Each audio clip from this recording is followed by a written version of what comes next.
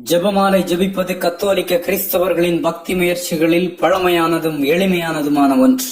இது எந்த அளவிற்கு பழமையானது என்றால், இது இந்த ஒரு காலகட்டத்தில் தான் தோன்றியது என்று ஒரு புள்ளியை சுட்டிக்காட்ட முடியாத அளவிற்கு பழமையானதாக இருக்கிறது. எகிப்தில் பாலைவன தந்தையர்களின் காலமாகிய 3ஆம் நூற்றாண்டுகளிலேயே முடிச்சுகளிடப்பட்ட ஜெப கயிறுகளை உருட்டி ஜெபிக்கும் முறை இருந்தது. காலப்போக்கில் ஜெபத்தை எண்ணுவதற்கென்றே துறவியர் இல்லங்களில் முடிச்சு கயிறுகள் போன்ற பிற கருவிகளும் பயன்படுத்தப்பட்டன. கிறிஸ்தவர்கள் தான் ஜெபமணிகளை முதலில் பயன்படுத்தினார்கள் என்பதல்ல. கிரேக்க பலதெய்வ வழிபாடு, இந்து மதம், சீக்கிய மதம் என பல்வேறு மதங்களிலும் ஜெபமணிகள் அல்லது முத்து மாலைகளை பயன்படுத்தி ஜெபிக்கின்ற பழக்கங்கள் உள்ளன. இவ்வாறு ஜெப மாலைகளை பயன்படுத்துவது சரியான எண்ணிக்கையில் நமது ஜெபத்தினை சொல்ல உதவுகிறது. அதே போலவே ஒரே சீராக நாம் ஜெபிப்பதால் நாம் எண்ணிக்கையில் கவனம் செலுத்தாமல் ஜெபத்தின் உட்பொருளை அறிந்து ஜெபிப்பதற்கு உதவுகிறது.